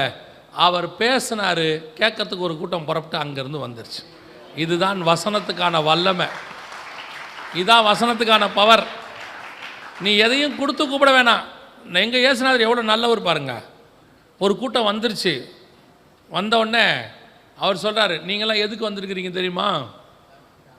எல்லாம் சாப்பிட வந்திருக்க, அப்பத்துக்காக என்னை பின்பற்றுகிறீர்கள், மரியாதை வீட்டுக்கு போயிருந்தார். முதல் நாள் இவர் அப்பம் கொடுத்துருக்காருல்ல, 5000 பேர் வந்துட்டான், அப்பத்தை கொடுத்துட்டாரு. அவன் மறுநாள் என்ன பண்ணிட்டான்? ஒய்ஃபுக்கிட்ட அடுப்பாண்டு ஆஃப் பண்ணு, பற்ற வைக்காத, ஏசுநாதர் மீட்டிங் எங்கெங்கன்னு பாரு, மீட்டிங்கை பாரு, ஆளை போடு, போகிற இடத்துக்கெல்லாம் மீட்டிங்கு போயிடுவோம், பையனையும் கூப்பிட்டுக்க. ஏசுநாதர் ஒரு நல்ல குணம் என்ன, சாப்பிட்டு மிச்சம் மீதி வேற எடுத்து பார்சல் கொடுத்துட்றாரு. பார்சலோட வந்தல சில கூட்டம் இருக்குது, இது வசனம் கேட்க வராது. எங்கே போகிற இடத்துக்குலாம் பின்னாடி வந்துக்கிட்டே இருக்கும், எங்கெங்கெல்லாம் போகிறோமோ அங்கங்கெல்லாம் வரும். இது ஒரு ஜென்மம், இது வசனம் கேட்க வர ஜென்மம் இல்லை, சோறு திங்கிற கூட்டம். அப்படியே சோறு திங்கிறதுக்கு வரும். ஏசுநாதர் சொன்னார், வீட்டுக்கு போன்ட்டார், வராத நீ கிளம்புன்ட்டார். இன்றைக்கி நம்ம எப்படி கூப்பிட்றோம்? கீழேயே போட்டுடுறான். கூட்டத்தின் முடிவிலே உணவு வழங்கப்படும். அவனே பார்க்குறான், என்ன வெறும் மெனு போட்டிருக்கிறாங்க, என்ன மெனுன்னு போடலையே, வெஜ்ஜாக இருக்குமோ. அதனால் இப்போ கொஞ்சம் நாங்கள் என்ன பண்ணிட்டோன்னா சுதாரிச்சுட்டு சிக்கன் பிரியாணி வழங்கப்படும் போட்டோம். கவனிச்சுக்கொள்ளுங்க, இந்த கூட்டம் எல்லாம் இல்லை. அதாவது முடிஞ்ச உடனே பசியில் போவீங்களேன்னு சாப்பாடு கொடுக்கறது வேற, சாப்பாடு கொடுப்பாங்கன்னு வர்றது வேற. நான் சொல்கிறது புரியுதா? ஊழியக்காரங்க இறக்கத்தில் என்ன செய்கிறாங்கன்னா, ஐயோ 1 மணிக்கு முடியுது, இதுக்கு மேலே போய் அவங்க சமைக்கணுமேன்னு சொல்லி குழந்தைங்க இருக்கிறாங்க, பிள்ளைங்க பசியில் வாடிடுமேன்னு சாப்பாடு கொடுக்கறது வேற. ஒரு கூட்டம் சாப்பாடு போட்டால் தான் வரும், அப்படி ஒரு கூட்டம் இருக்குது. இதுதான் வசன பஞ்ச காலம். கொரோனாவுக்கு முன்னாடி சுத்த மோசம். இந்த கொரோனா வந்தது ஒரு வகையில் நல்லதாக போச்சு. என்ன நல்லது? ஒரு பயத்தில் ஒரு கூட்டம் வசனத்தின் பக்கம் திரும்பி இருக்கு. இவங்கெல்லாம் இப்போ வசனத்துக்கிட்ட வந்திருக்கிறாங்க. ஒரு குரூப் இன்னும் பத்தாது, இன்னும் இருக்கு. இப்போ இந்த 3வது முத்திரை உச்ச நிலைமைக்கு போகும், இன்னொரு கூட்டம் வரும், அவங்களும் வசன பக்கம் திரும்புவாங்க.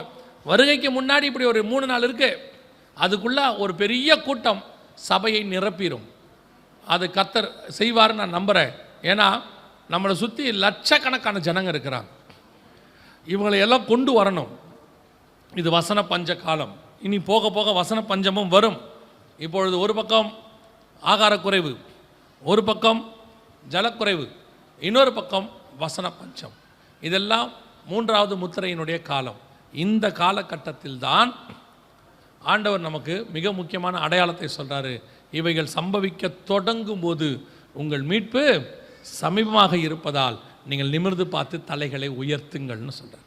இதெல்லாம் சம்பவிக்க தொடங்கும் போது நமக்கு ஒரு மீட்பு இருக்கிறதா. லூக்கா 21:28 சொல்லுகிறது, இவைகள் சம்பவிக்க தொடங்கும் போது உங்கள் மீட்பு சமீபமாக இருப்பதால். அப்படின்னா இதெல்லாம் நடக்கும்போது நமக்கு என்ன இருக்குது? ஒரு மீட்பு இருக்கிறது. நம்முடைய ஆண்டவர் வெகு சீக்கிரத்தில் என்ன செய்ய போகிறாரு? வரப்போகிறார். இந்த வருகைக்கு தான் நீங்கள் காத்திருக்கணும். இப்போ 3வது முத்திரை போயிட்டே இருக்குது, 5வது முத்திரை நமக்கு கிடையாது, அது இஸ்ரவேலர்களுக்கு. நீங்கள் நினச்சிக்காதீங்க இன்னும் 3 இருக்குது அதெல்லாம் நடக்கட்டும் அப்போ தான் ஆண்டவர் வருவார். இல்லை, 1வது முத்திரைக்கும் 2வது முத்திரைக்கும் 7 வருஷம் டிஃப்ரென்ஸு, 2வது முத்திரைக்கும் 3வது முத்திரைக்கும் 3 வருஷம் தான் டிஃப்ரென்ஸு. எவ்வளோ டைம் கேப் வச்சுருக்காருன்னு நமக்கு தெரியல. ஆண்டவர் அடுத்தடுத்து செஞ்சுக்கிட்டே இருக்கிறாரு. அது அவர் கையில் இருக்குது. டைம் நமக்கு தெரியாது, உடனே நீங்கள் கால்குலேட் பண்ணிட முடியாது. நான் இது என்ன வச்சு சொல்கிறேன், இப்படி நடந்தால் இப்படி வருமானு ஒரு கால்குலேஷன் மைண்டில் ஓடும். ஆண்டவர் சொல்வார், எந்த கால்குலேஷனும் பண்ணாத, அந்த நாளாகிலும் நாளிகையாகிலும் பிதா ஒருவரை தவிர மற்ற ஒருவனும் அறியான், பரலோகத்தில் உள்ள தூதர்களும் அறியார். அப்போ நல்லா கவனிச்சு கொள்ளுங்க. கர்த்தர் சொன்ன காலங்கள் நம் கண்களுக்கு முன்பாக நிறைவேறுகிறது. வருகை மிக முக்கியம். இதை ஒட்டி தான் மிகப்பெரிய யுத்தம் வரும். ரஷ்யா இஸ்ரேலிய யுத்தம் ஆரம்பிக்கும். நேற்று உங்களுக்கு சொன்ன பாருங்கள், பலிபீடம் கட்டுவாங்கன்னு. இதெல்லாம் ஒரு அடையாளம். இதெல்லாம் நடக்க ஆரம்பிக்கும் போது நம்முடைய ஆண்டவர், வாசல் படியில் நிற்கிற ஆண்டவர் ஒரு நாள் உள்ளே வருவார். காத்திருக்கிற மனவாட்டியை அழைத்து கொண்டு ஆண்டவர் போகிறார். அல்லேலூயா.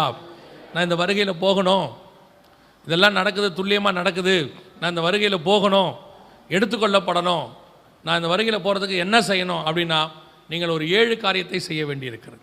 அதை மாத்திரம் சொல்லிவிட்டு நான் ஜெபம் பண்ணி முடிக்க விரும்புகிறேன். என்ன 7 காரியம் செய்யணும்? வருகையில் போகிறதுக்கு எளிது, இது ஈஸி போகிறதுக்கு. முதலாவதாக, இயேசு கிறிஸ்துவின் ரத்தத்தினால பாவ மன்னிப்பின் நிச்சயத்தை பெற்றிருக்கணும். இயேசு கிறிஸ்துவின் ரத்தத்தினால என் பாவம் மன்னிக்கப்பட்டிருக்குங்கிற நிச்சயம் இருக்கணும். அந்த நிச்சயம் இருக்குதா? இயேசு நம்ம பாவத்தை மன்னிச்சாருங்கிற நிச்சயம் இருக்குதா?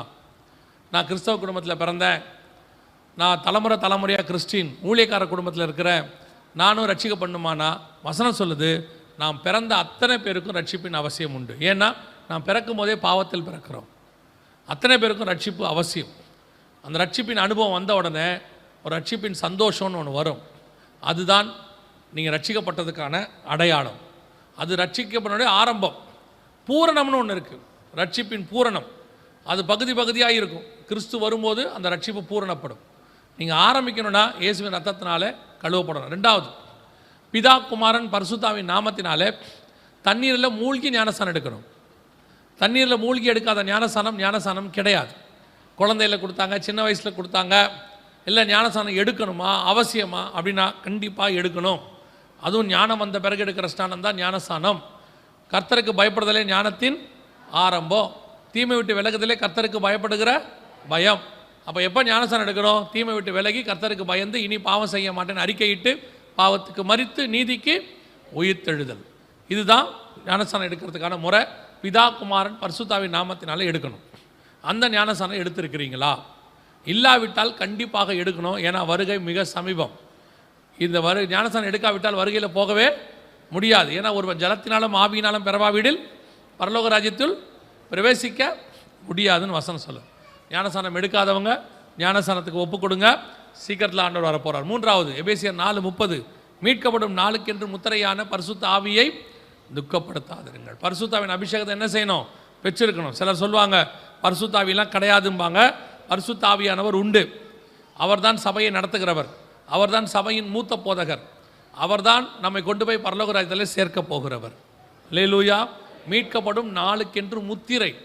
அதனால ஆண்டவர் சொல்றாரு, நான் வருமளவு உனக்குள்ளதை பற்றி கொண்டிரு, அவன் மேல் கர்த்தருடைய அபிஷேக தைலம் எனும் கிரீடம் இருக்கிறதேன்னு வசனம் சொல்லுது. ஸோ பரிசுத்தாவின் அபிஷேகத்தை பெற்றுக்கொள்ளணும். சபையில் நடக்கிற அபிஷேக கூட்டத்தில் கலந்து கொள்ளுங்க. ஒரு வேளை இல்லை அபிஷேக கூட்டத்தில் கலந்து உங்களால் முடியாது, வீட்டுக்கு தெரியாமல் வரீங்கன்னா வீட்டில் யாரும் இல்லாத போது கதவை சாத்திட்டு முழங்கால் போட்டு ஆவியானவர்கிட்ட நோக்கி ஜெபம் பண்ணுங்க. வாஞ்சியும் தவணமுள்ள ஆத்துமாக்களை கர்த்தர் நிரப்புகிறார். 4வது, வேறுபாடு உள்ள வாழ்க்கை. காலையில் கூட அதை பற்றி பேசணும். உலகத்துக்கு உங்களுக்கும் என்ன இருக்கணும்? வேறுபாடு, வித்தியாசம் இருக்கணும். அப்போஸ்தலர் 2:40 சொல்லுது, மாறுபாடான சந்ததியை விட்டு விலகி உங்களை ரட்சித்துக் கொள்ளுங்கள். வேறுபாடு உள்ள வாழ்க்கை ரொம்ப முக்கியம். உலகத்தோடு ஒத்த வேஷம் தரிக்கக்கூடாதுன்னு ரோமர் 12 சொல்லுது. வேறுபாடு உங்களுக்கும் உலகத்துக்கும் சபைக்குள்ள உலகம் என்பது வரவே கூடாது. உலகத்துக்குள்ளே சபை போய் உலகத்தை சபையாக மாத்திரமே ஒழிய சபைக்குள்ளே உலகம் வந்து சபை உலகமாக என்ன செய்யக்கூடாது? மாறக்கூடாது. இல்லை அவங்கள மாதிரி இருக்கணும், இவங்கள மாதிரி இருக்கணும். சபை யார் மாதிரியும் இருக்காது, கிறிஸ்துவை போல இருக்கும் சபை. குமாரனின் சாயலுக்கு ஒப்பாக இருக்கும். ரோமர் 8:29 அப்படி தான் சொல்லுது. சபை அரசியல் சாயல் பூசக்கூடாது, சினிமா நடிகர் சாயல் பூசக்கூடாது, விளையாட்டு வீரர் சாயல் பூசக்கூடாது, வேறு எந்த ஊழியக்காரன் சாயலும் இங்கே வரக்கூடாது.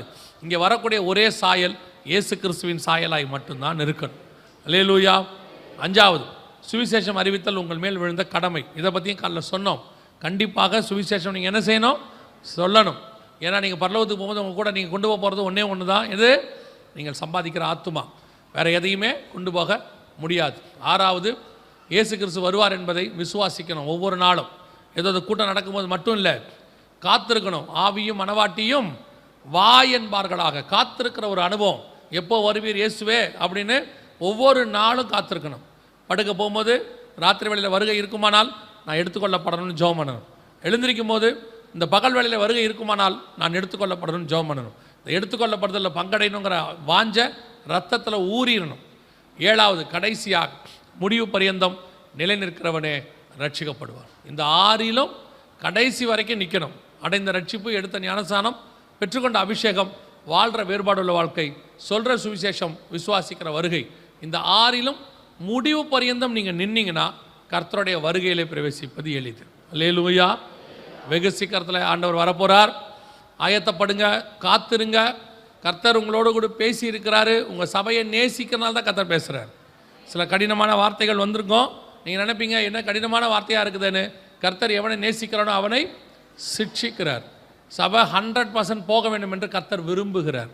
அதனால தான் சில நேரத்தில் ஆண்டவர் சில சபைகளில் பேசுகிறதே இல்லை. சில சபைகளில் ஆண்டவர் பேசுகிறதில்ல. காரணம், அநீதி செய்கிறவன் இன்னும் அநீதி செய்யட்டும், நீதி செய்கிறவன் இன்னும். அந்த நீதி செய்கிறவன் தான் ஆண்டவர் இன்னும் நீதி சொல்லி கொடுப்பார்.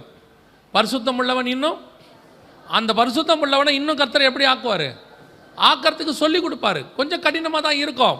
ஆனால் இதை நீங்கள் ஏற்றுக்கொண்டு நீங்கள் உங்கள் வாழ்க்கையில் அபியாசப்படுத்தினால் கர்த்தருடைய வருகையிலே பிரவேசிப்பது எளிது.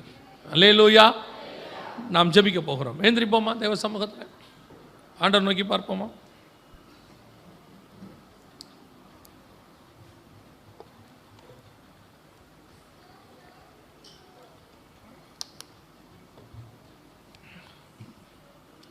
எல்லாம் கண்களை மூடுவோம். நன்றி ஆவியானவரே. ஒரு 2 நிமிஷம் மாத்திரம் உங்களை நீங்கள் ஆராய்ந்து பாருங்கள். வசனம் சொல்லுது, நம்மை நாமே நிதானித்து அறிந்தோமானால் நாம் நியாயத்திற்கப்படும்.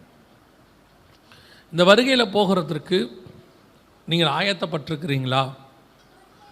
ஒருபுறம் உங்களுக்கு சுவிசேஷ பிரசங்கங்கள் வந்து கொண்டிருக்கிறது, ஒருபுறம் நீதிக்குரிய பிரசங்கங்கள் வந்து கொண்டிருக்கு. சபையில் பரிசுத்தத்தை குறித்தும் விசுவாசத்தை குறித்தும் உங்களுக்கு போதிக்கிறார்கள். இப்பொழுது சபையில் ஆண்டவர் வருகை குறித்தும் போதிக்கிறார். எல்லா உபதேசங்களும் சபையில் இருக்கும். ஆனால் சபையினுடைய முடிவு கர்த்தருடைய வருகையோடு முடிச்சிடும். நீங்கள் அந்த வருகைக்கு ஆயத்தப்பட்டிருக்கிறீங்களா? ஒவ்வொரு நாளும் ஆயத்தப்படணும். கிறிஸ்துவை சந்திப்பதற்கு உங்கள் ஆவி, ஆத்மா, சரீரம் ஆயத்தமாக இருக்குதா? உங்கள் ஆத்மா மண்ணோட ஒட்டிக்கிட்டு இருக்குதா? இல்லைனா உங்கள் ஆத்மா மான்கள் நீரோடைய வாஞ்சிப்பது போல் கர்த்தரை வாஞ்சிக்குதா? உங்கள் சரீரம் இந்த பூமிக்குரிய சாயலை அடைகிறதா? அல்லது உங்கள் சரீரம் கொஞ்சம் கொஞ்சமாக கிறிஸ்துவின் சாயலுக்கு மறுரூபமாவதற்கு ஆயத்தப்படுதா? உங்கள் ஆவி கர்த்தர் கொடுத்த தீபம், அது தேவனிடத்தில் போவதற்கு தயாராக இருக்கிறதா? இல்லை இன்னும் உலகத்துக்கு பின்னாடி தான் ஓடிக்கிட்டு இருக்கிறீங்களா?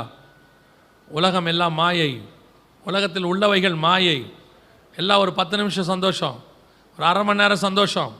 உன்னை விட தள்ளுறதுக்கு பிசாசு அப்படிப்பட்ட சந்தோஷங்களை உன் கண்ணுக்கு முன்னாடி கொண்டு வந்து வைப்பான். நன்மை தீமை அறியத்தக்க கனியை வர செய்வான். அதை உன் முன்னாடி கொண்டு வந்து நிறுத்துவான். அது பார்வைக்கு இன்பமும் புசிப்புக்கு ஏற்றதுமாக இருக்கும். அதுக்குள்ள மரணம் இருக்குது. ஆனால் ஜீவ விருட்சம் பார்க்கறதுக்கு அழகாக இருக்காது. இயேசுவை பார்த்தா வசனம் சொல்லுது, அவருக்கு விரும்பத்தக்க ரூபம் இல்லாது இருந்தது. ஆனால் அந்த சிலுவையில் தான் நித்திய ஜீவன் இருக்கிறது. உனக்கு முன்னாடி காண்ற உன் விருப்பப்படுற கண்களின் இச்சையை தூரம் தூக்கி போட்டுருங்க. மாம்சத்தின் இச்சையை தூக்கி போட்டுருங்க. ஜீவனத்தின் பெருமையை தூக்கி போட்டுருங்க. இதெல்லாம் பிசாசினால் உலகத்தில் உண்டானவைகள். தேவனால் உண்டானவன் எவனும் பாவம் செய்யான், ஏனெனில் அவனுள் தேவனுடைய வித்து அவனுக்குள் வாசமாக இருக்கிறது. உங்களை தேவ சமூகத்தில் ஒப்பு கொடுங்க. ஒருவேளை இதுவரைக்கும் ஒரு ஆயத்தம் இல்லாமல் இருந்தால் கூட பரவாயில்ல, இன்னைக்கு ஒப்பு கொடுங்க. இன்னும் வருக வரல, இது ரட்சணிய நாள். இன்றைக்கி ஆண்டவர் நமக்கு ஒரு வாய்ப்பு கொடுத்துருக்கிறாரு. ஆண்டவரே உள்ளத்தில் வாங்கப்பா, என் பாவத்தை மன்னிங்க, என்னை சுத்திகரிங்க, ஆண்டவரே உம்முடைய பிள்ளையா என்னை மாற்றுங்கன்னு ஒப்பு கொடுங்க. வேதம் தெளிவாய் சொல்லுகிறது, ஒருவன் தன் பாவங்களை அறிக்கை செய்து விட்டு விடுவானாகில் அவன் தேவனிடத்தில் இரக்கம் பெறுவான் என வசனம் சொல்லுது. ஆண்டவர் உங்களை மன்னிக்க வல்லமை உள்ளவராக இருக்கிறார். கண்களை மூடி ஒரே ஒரு நிமிஷம் மட்டும் உங்களை ஆராய்ந்து பாருங்கள். இந்த வருகையில் நீங்கள் போகிறதுக்கு எது தடையாக இருக்குதுன்னு ஆராய்ந்து பாருங்கள். எல்லாரும், அத்தனை பேரும். அதே நேரத்தில் நான் ஒரு கேள்வியை கேட்டு முடிக்க விரும்புகிறேன். நான் இன்னும் தண்ணியில் மூழ்கி ஞானசானம் எடுக்கலை, தள்ளி போட்டுக்கிட்டே வந்துட்டேன், இது வரைக்கும் அதை நான் பெருசாக எடுத்துக்கலை, இல்லைன்னா நான் குழந்தையில தான் எடுத்தேன், ஒரே ஞானசானம் சொன்னாங்க, இப்போ எடுக்கலாமா அப்படின்னா நீ கண்டிப்பாக எடுக்கணும். குழந்தையில எடுத்ததுக்கு பேர் ஞானசானமே கிடையாது. ஞானசானம் எடுக்காதவங்க, வருகையில் போகணும்னு விரும்புகிறவங்க, ஞானசானத்துக்கு ஒப்பு கொடுக்குறவங்க யாராவது இருந்தால் உங்கள் வலது கரத்தை உயர்த்துங்க, நான் உங்களுக்காக ஜெபிக்க போகிறேன். ஞானசானத்துக்கு ஒப்பு கொடுக்குறவர்கள், நான் இன்னும் தண்ணியில் மூழ்கி எடுக்கலை, எல்லா கண்களையும் மூடியிருப்போம், ஒப்பு கொடுக்குறவங்க மட்டும் நல்ல கரங்களை உயர்த்துங்க. அது உங்களுக்கும் தேவனுக்கும் உள்ளது. இதை மற்றவங்களை பற்றி கவலையப்படாதீங்க. ஞானசானம் எடுக்காதவங்களும் நான் கேட்குறேன். ஞானசானம் எடுக்காதவங்க 3, 4, 5, 6, 7, 8 பேர் இருக்கிறாங்க. வேறு யாராவது இருக்கீங்களா? 8, 3, 11 பேர் இருக்கிறாங்க. 12. நீங்கள் வேறு யாரும் இருக்கிறீங்களா ஞானசானத்துக்கு ஒப்பு கொடுக்குறவங்க? வர சொல்லணுமா? அங்கேயே இருக்கு. வேறு யாராவது இருக்கிறீங்களா ஞானசானத்துக்கு ஒப்பு கொடுக்குறவங்க? நான் ஜெபம் பண்ண போகிறேன், வேறு ஒன்றும் இல்லை. மற்றவங்க எல்லாம் இவங்களுக்காக ஜெபம் பண்ணுங்க. இதுதான் இந்த கூட்டத்தினுடைய பலன். இவர்கள் நிமித்தம் இன்னைக்கு பரலோகத்தில் மிகுந்த சந்தோஷம் இருக்கும். இவங்க எல்லா நீதிக்கும் கீழ்பட்டு இருக்கிறாங்க, இயேசு கிறிஸ்துவின் செய்ததை செய்வதற்கு ஒப்பு கொடுத்துருக்கிறாங்க. இவர்களுக்காக நம்ம ஜெபம் பண்ண போகிறோம். கரங்களை உயர்த்தி இருக்கிறவங்க கூட்டம் முடிஞ்ச உடனே ஊழியக்காரங்களை வந்து பார்த்துட்டு போங்க, அவங்க என்ன செய்யணும்னு உங்களுக்கு சொல்லுவாங்க. கரங்களை கீழே போடுவோம். மற்றவங்க எல்லாம் சேர்ந்து ஒருமனப்பட்டு இவங்களுக்காக ஜெபம் பண்ண போகிறோம். அதோடு கூட வருகையில் நான் போகணும், கைவிடப்பட்ட கூட்டத்தில் இருக்கக்கூடாது, நான் மட்டும் இல்லை என் குடும்பமும் இருக்கக்கூடாது, என் மனைவி பிள்ளைகள் கணவன் பிள்ளைகள் இருக்கக்கூடாது, எல்லாம் அதுக்காக ஜெபிக்க விரும்புகிறவங்கெல்லாம் கரங்களை ஆண்டவருக்கு நேராக உயர்த்தி கடைசியாக நம்ம ஜெபம் பண்ண போகிறோம். இதோ வாசப்பள்ளியில் நிற்கிற ஆண்டவர் எப்போ வேணாலும் உள்ளே வருவார். இனி காலம் கண்டிப்பாக செல்லாது. நம்ம கர்த்தருக்கு சித்தமானால், நமக்கு தெரியாது, கர்த்தருக்கு சித்தமானால் நம்முடைய தலைமுறையில் அவருடைய வருகையை பார்ப்பதற்கு நிறைய வாய்ப்பு இருக்கிறது. ராஜா வருகிறார், ஆயத்தமாகவும், தேவன் வருகிறார், ஆயத்தமாக போகிறோம். எல்லாம் ஒப்பு கொடுப்போமா தேவ சமூகத்தில்? எல்லாம் ஒப்பு கொடுத்து ஜெபம் பண்ணுங்க. ஆண்டவரே, நான் என் குடும்பத்தை ஒப்பு கொடுக்குறேன். ஆண்டவரே, என் குடும்பத்தை ஒப்பு கொடுக்குறேன். ரட்சிக்கப்படாத கணவனை, ரட்சிக்கப்படாத மனைவியை, ரட்சிக்கப்படாத பிள்ளைகளை ஒப்பு கொடுங்க. இது கர்த்தர் வருகிற காலம். ஆயத்தப்பட்டு நிற்கிறவங்கள தான் ஆண்டவர் அழைச்சி கொண்டு போவார். ஒப்பு கொடுப்போமா தேவ சமூகத்தில்? Thank you holy spirit. நன்றி ஆவியானவரே. அத்தனை பேரும் உங்கள் ரட்சிக்கப்படாத உங்கள் வீட்டில் யாராவது இருந்தாங்கன்னா அவங்கள நினைவுக்கு நேராக கொண்டு வாங்க. அவங்கள கொண்டு வாங்க, உங்கள் நினைவுக்கு நேராக கொண்டு வந்து ஒப்பு கொடுங்க. ஆண்டவரே, இவங்க ரட்சிக்கப்படணும் பார்த்து சொல்லுங்க. கர்த்தர் செய்ய வல்லமை உள்ளவராக இருக்கிறார். Thank you holy spirit. நன்றி ஆவியானவரே. எல்லாம் ஒருமனப்பட்டு ஜெபம் பண்ண போகிறோம். கரங்களை ஆண்டவருக்கு நேராக உயர்த்தி, எங்கள் சர்வ வல்லமை உள்ள தகப்பனே, இந்த அருமையான 2 நாள் கூட்டங்களுக்காக ஸ்தோத்திரம். கிருபையுள்ள கரத்தில் தாழ்த்துகிறோம் ஆண்டவரே. இந்த 2 நாளும் நீர் எங்களோடு கூட இடைப்பட்ட தயவுக்காக உமக்கு நன்றி ஆவியானவரே. காலை வேளையிலும் மாலை வேளையிலும் தேவனாகிய கர்த்தர் எங்களை ஆயத்தப்படுத்துகிற வேளையிலும், சபையை ஆயத்தப்படுத்துகிற வேளையிலும் இடைப்பட்ட தயவுக்காக உமக்கு நன்றி ஆண்டவரே. வந்திருக்கிற ஒவ்வொருத்தரையும் ஒப்பு கொடுக்குறாப்பா. குறிப்பாக ஞானசானத்துக்கு ஒப்பு கொடுத்தவர்களுக்காக உமக்கு ஸ்தோத்திரம். சீக்கிரத்தில் ஞானசானம் எடுக்க கர்த்தர் கிருபை தருவீராக ஆண்டவரே. அவர்கள் எடுப்பதற்கு இருக்கிற எல்லா தடைகளும் நிர்மூலமாகட்டும், உணர்ந்து எடுக்கட்டும் ஆண்டவரே. சீஷனாகி எடுக்கட்டும் அப்பா. மகிமையுள்ள கரத்தில் தாழ்த்துகிறோம் ஆண்டவரே. ரட்சிக்கப்படாதவர்கள் யாராவது இருந்தால் குடும்பத்தில் ரட்சிக்கப்பட கர்த்தர் கிருபை தருவீராக. மகிமையுள்ள கரத்தில் தாழ்த்துகிறோம் ஆண்டவரே. இப்பொழுதும் தகப்பனே, இந்த கூட்டத்தை நடத்துகிறவர்களுக்காக மிகுந்த பிரயாசப்பட்டு நடத்தியிருக்கிறாங்க, கஷ்டத்தின் மத்தியில் நடத்தியிருக்கிறாங்க ஆண்டவரே.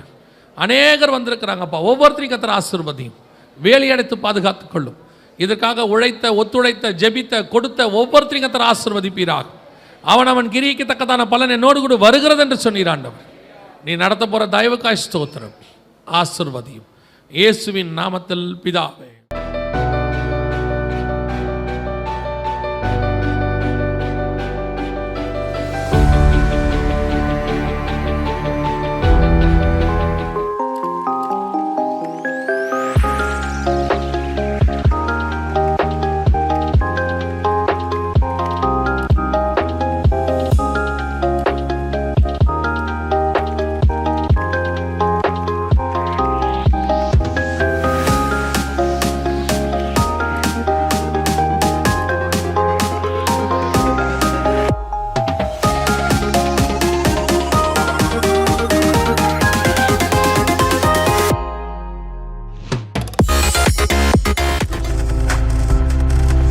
நீங்கள் பார்த்து கொண்டிருப்பது உங்கள் ஜாய் டிவி. உங்கள் துக்கம் சந்தோஷமாய் மாறும்.